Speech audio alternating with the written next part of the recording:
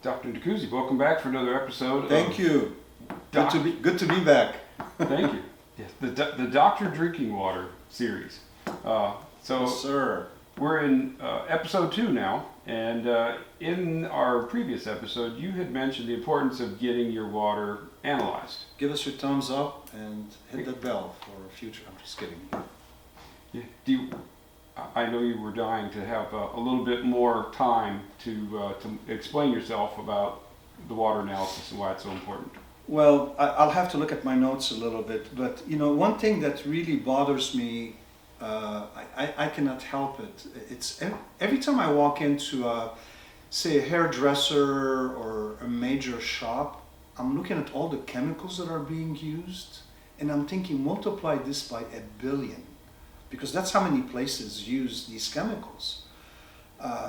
Take shampooing. There are 350 million gallons of shampoo dumped. 350 million, not thousand, dumped in our earth, in our sewers. And guess where everything goes, right? And it's amazing. You go to a garage and they're dumping that oil. Yeah, it's being picked up, but guess what happens after it's picked up? Most of it ends up being dumped. Pesticide, 1 billion gallon a year is applied to the earth in the US alone. 1 billion. Where does that go? It rains, it's all absorbed down in the ground, it runs in the water, and it's carried where? Municipal water. How do you know? It goes to the lake, it goes to this. You don't know. If you don't get a good water analysis that evaluates all these chemicals, all these organic contaminants, you'll never know. Something that I think is it's a lovely acronym for LUST. You know what LUST is? Have you guys discussed LUST before? No. So I was exposed to a leaky underwater storage tank. That's what LUST is. There are over 1 million of them in the US, and these are huge storage tanks. On average, the EPA estimates that 50% of the storage tanks, called LUST, leak. And this is all hydrocarbons, contaminants, oils, gasoline, sometimes even pesticides that are stored underground, hidden from where you cannot see it. And they leak. And all this is collected, again, underwater. Then you get a house, maybe a mile down the road from it. Trust me, you have something in your water. So there are a lot of contaminants that go in the water on a daily basis that we don't even pay attention to. Take Jeff Bull. He wrote a great article on the pollution of lawnmowers. Jeff Bull. You can look him up on the internet.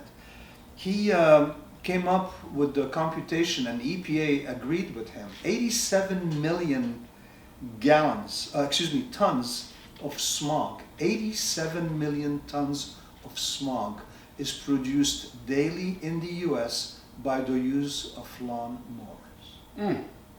All this melts, is dissolved, diluted, and it ends up in the earth. So it all goes in the water, so that's why it's important that when you make a decision about what to do, you got to know what's in your water, and you have to understand the difference between filtering the water or purifying the water. Yeah. I'll let you decide after that. Yeah, and you bring up a good point that it can change. It's constantly evolving, where there's more pollutants every single day being put into the environment. So we do run into folks that say, I don't have a problem now. And I've run into plenty of people that said they didn't have a problem for 18 years, for example. And then within a couple of years, something came up in the water that had never been there before. We're finding out from different counties in different states that some very harsh and dangerous toxic pollutants are found in waters of body surrounding this area, especially where people drink from. And there are studies left and right coming up, and just really bad things going on with our water pollution. We're disrespectful of the earth. I mean, let's face it. Yeah. We have been for the longest time. Yeah. You can go on. You've pretty much covered that one. Okay. I just So we can close on this. So get a good analysis of your water. Get a respectable analysis of your water. You guys provide that at Kinetico? We correct? can provide that. In a lot of cases, we have the proactive approach because most of these tests are multiple pages long and literally hundreds of items. So to get that snapshot in time of what's in your water right now may be valuable right now, but if you have to do that monthly Yeah. or annually, Absolutely. it's more cost prohibitive to try to do that, and then you still have to deal with the problem. Most of our folks understand that eventually it will most likely be a problem. So investing in something to protect your health going forward is usually the best approach. That's what we do in our house. Every year or so we get the water analyzed just to make sure everything is okay. Because we've had cross contaminants come in, even though we have reverse osmosis, thanks to Kinetico.